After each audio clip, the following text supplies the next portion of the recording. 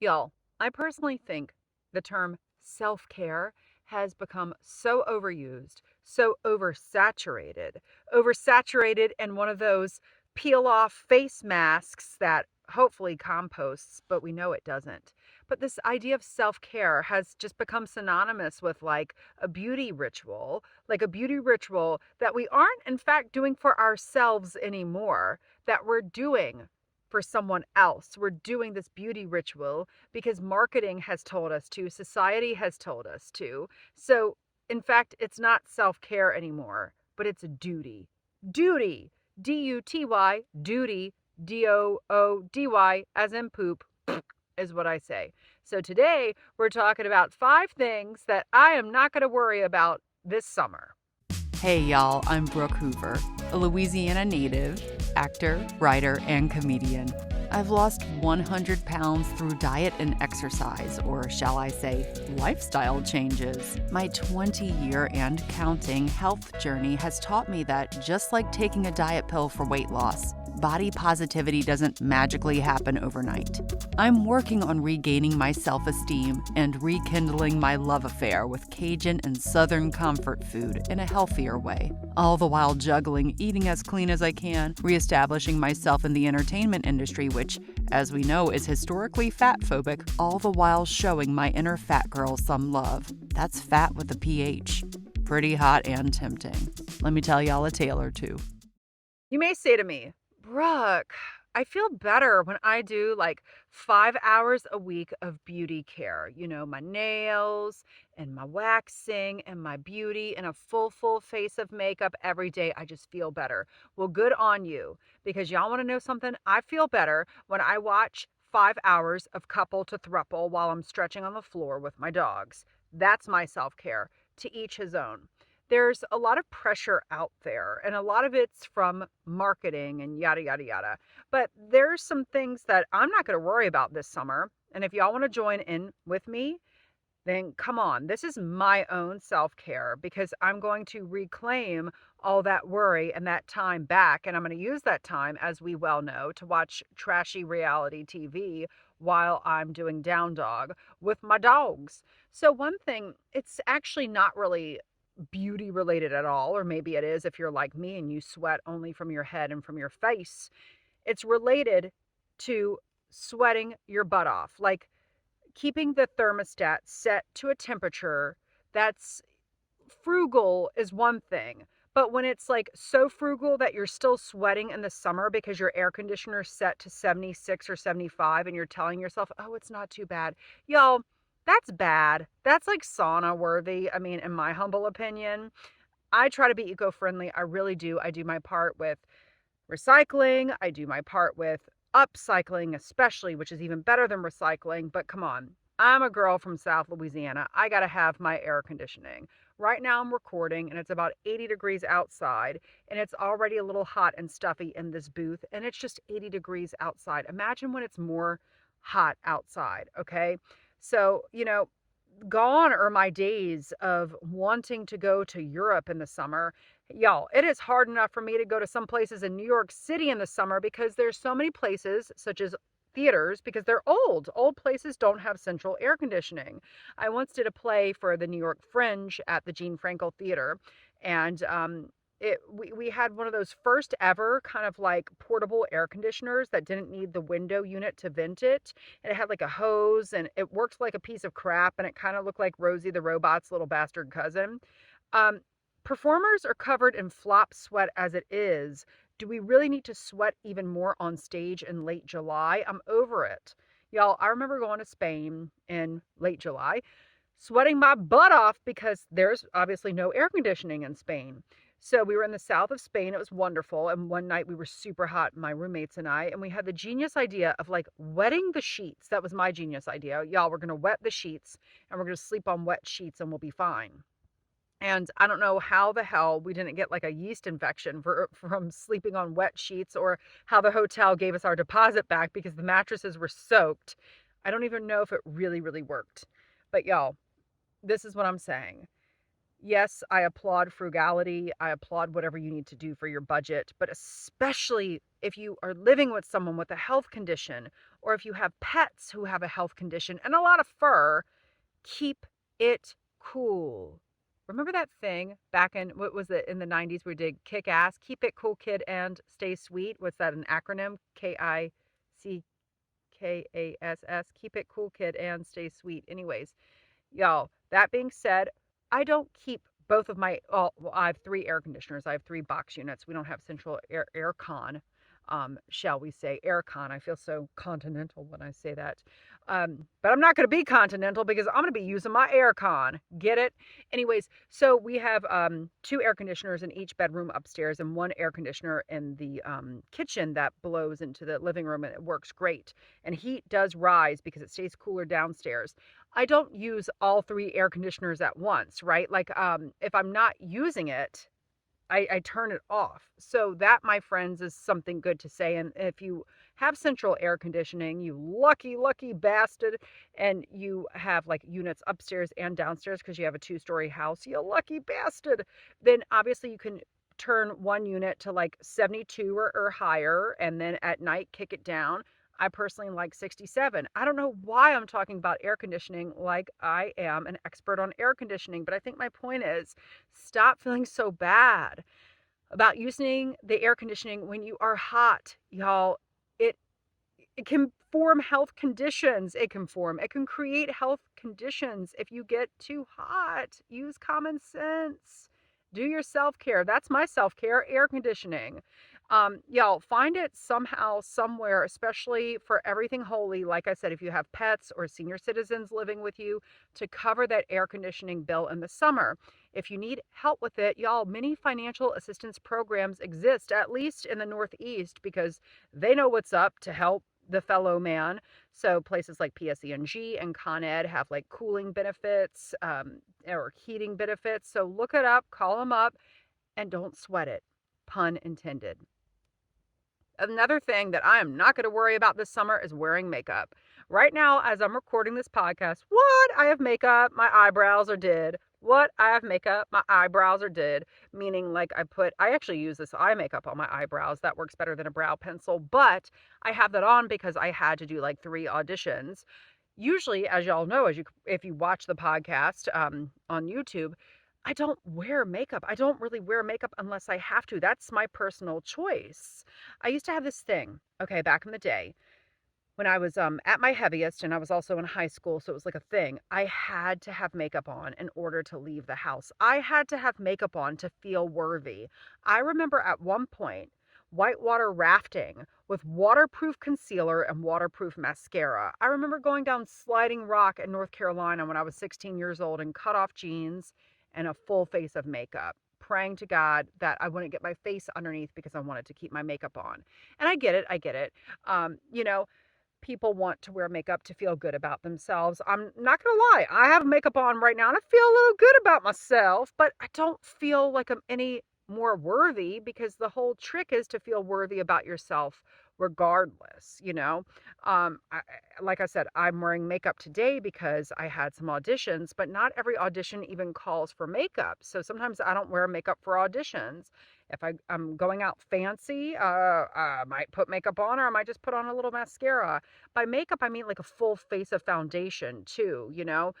I like to let my skin breathe. I work really hard to make my skin look good, so just like let it do its thing, you know?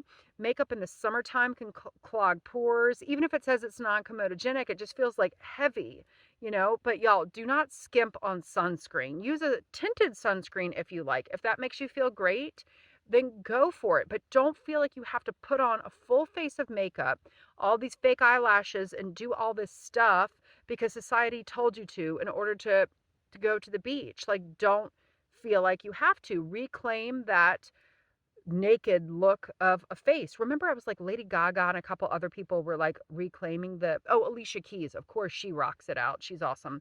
But they were reclaiming this like nude, no makeup look. That should just be like an ongoing thing. I remember back in the day when I was a teenager and I had pimples and stuff, probably because I was using makeup. I used Lancome foundation every day in the hot humidity. I saved all my money up to buy Lancome foundation. I don't know why Lancome specifically. Nowadays I don't even use foundation, but I used to pray, oh, I wish I could just not wear makeup and my skin would be good enough where I wouldn't have to cover it. So embrace that. And if you're not comfortable with your skin, do what you need to do, but also realize, you know, who am I to say this? But I think all of us are just fine as we are. Like I find myself judging myself so much, especially at the gym because there's mirrors in the workout classes, and I'll look at myself and like, oh, Brooke. I'm like, dude, you have a whole podcast about reclaiming your inner fat, pretty hot and tempting girl person. And then I look over at somebody else and they might be like very similar to me in size and type, if you will, or they might, not be similar to me in size and type. I'm like, I look around and I'm like, all these people are awesome. They're great. They're doing their thing. So say that about yourself with or without makeup. Another thing I'm giving up, y'all, painting my toenails. I used to have this thing, okay, where I had to paint my toenails every week as soon as I would not wear sandals without having painted toenails, okay? It was like a big, big thing. And then I read this thing in a magazine because I'm old school like that. I still love a good old magazine where you should paint your toenails like a lighter color at the start of summer and then work your way to a darker color. So by the time like late July, I keep talking about late July because it's my birthday, July 28th. What? I would have like black toenails. I'd be like, yeah, well, navy, navy. And then I would go black in August. You know what I mean? Because I made my way through it. And it was kind of fun. I mean, painting your toenails or your nails is a good way of self expression. But it's when it's taking away that time and that sanity from doing your other stuff, y'all. Okay, so also maybe I'm like really big about painted or unpainted toenails because right now, TMI coming out, I've got a toenail fungus happening on my right ring toe. I noticed it a couple weeks ago, but I started soaking it in some apple cider vinegar, and I literally have this little syringe of tea tree oil that like I put around it. That fungus is going away. Yay. But I don't want to wear toenail polish on it because I want it to air out and I also don't want to like cross contaminate. I used to, like I said, have this whole plan about my toenail polishes, and I told myself it was self-expression, but what it really was just making sure my feet looked beautiful and presentable enough to be shown in public. Y'all, your feet are fine enough as they are, you know? Um, I left Brooklyn for Jersey City kicking and screaming about 18 years ago, this late July. Ugh. And I remember hugging my ladies at the nail salon who did the pedicures that I went to in Park Slope. We were all crying our eyes out because I went every week. So I was a good customer. And now I'm like, screw it. I have not found a good nail place here in Jersey City in 20 years that I love as much as I love that place in Brooklyn. I'm more about having healthy feet now. I have weird, like flat feet, especially my right flat foot.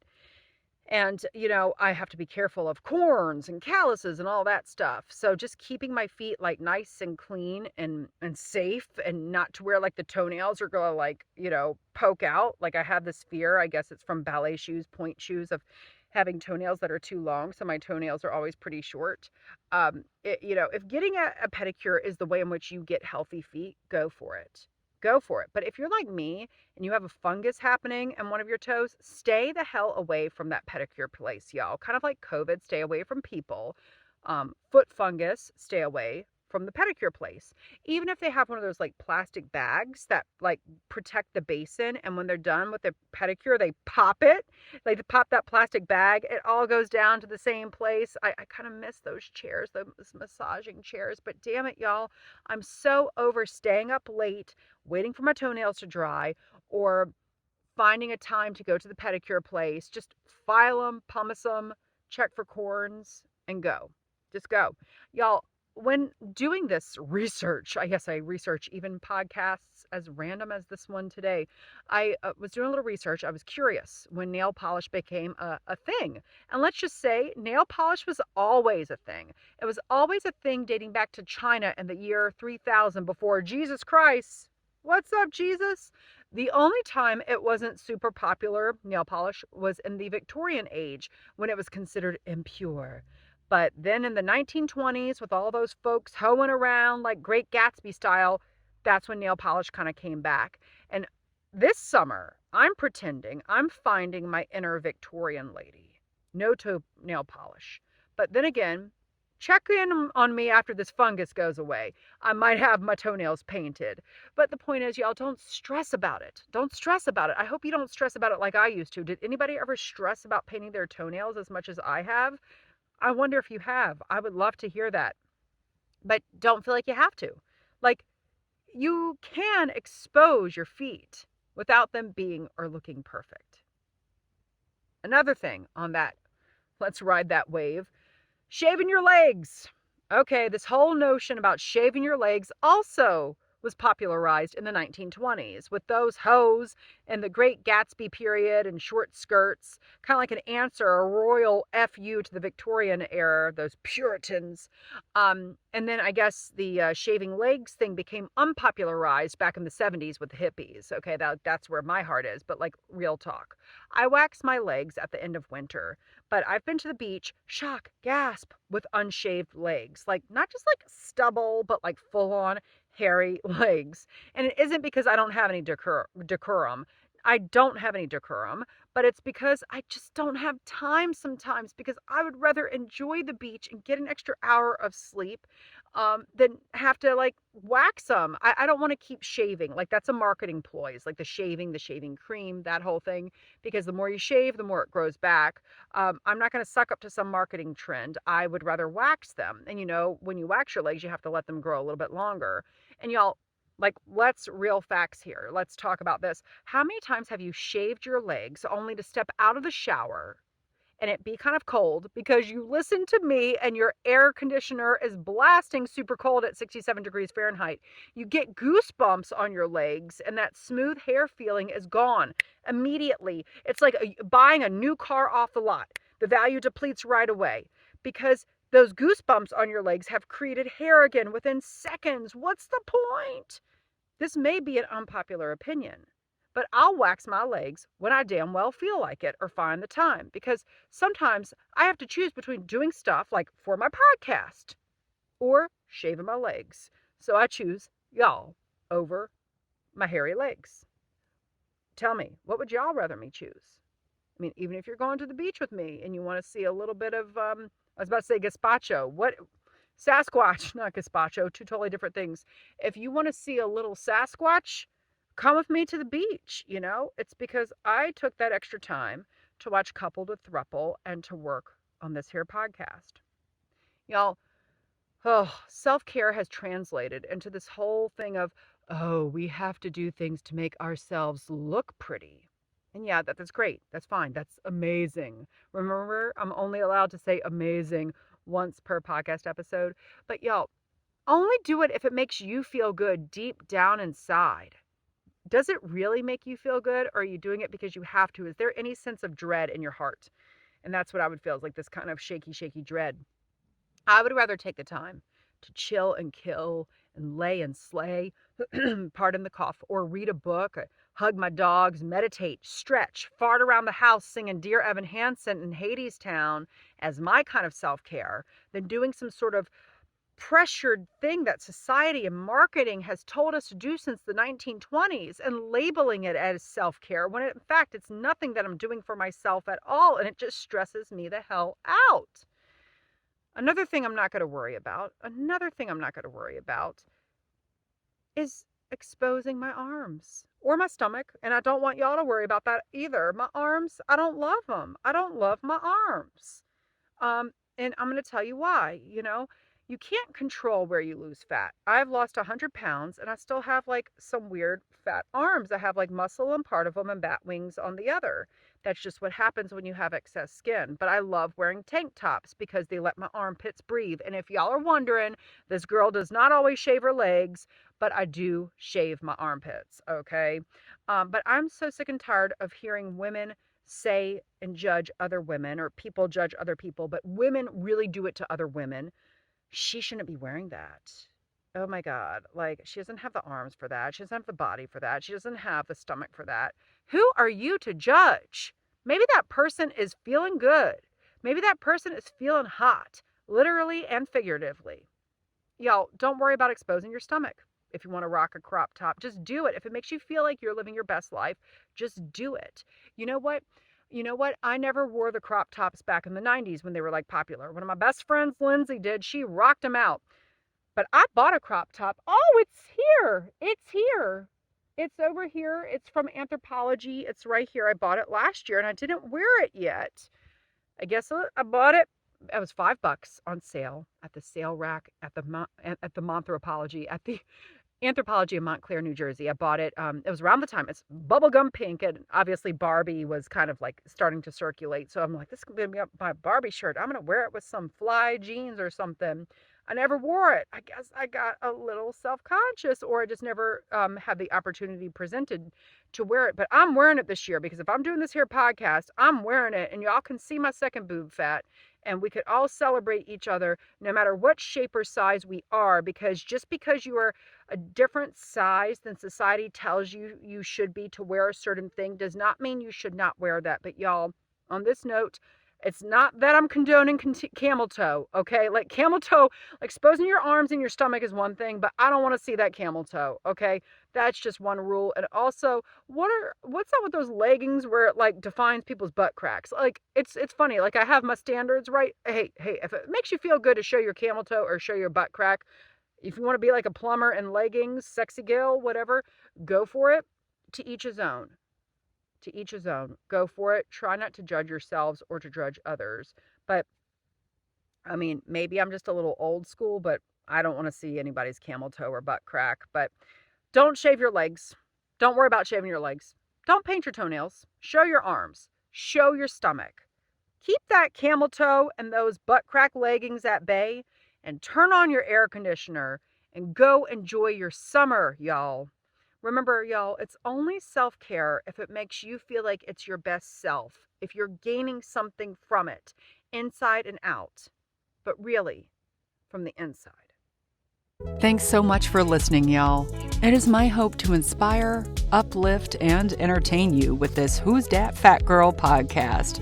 So, if you're hungry for more, you can book me to speak or perform my solo show that inspired this podcast, Fat Girl Costumes, written by yours truly and directed by Brian Lady at your virtual or in-person event. Please visit brookhoover.com/fluffybuttproductions or email me at contactbrookhoover@gmail.com for more info. And let's follow each other on Instagram. I'm at Brooke Hoover, and the O's in my name are not the letter O, they're zeros. Not because I want to be a size 0, but because I guess I'm just so clever with my late 90s Yahoo self. And if you like this podcast, which I really hope you do, please give me a 5-star rating and write a review on Apple Podcasts. And most importantly, share this with your friends, family, and other people you may know who are as fat as we are. That's fat with a PH.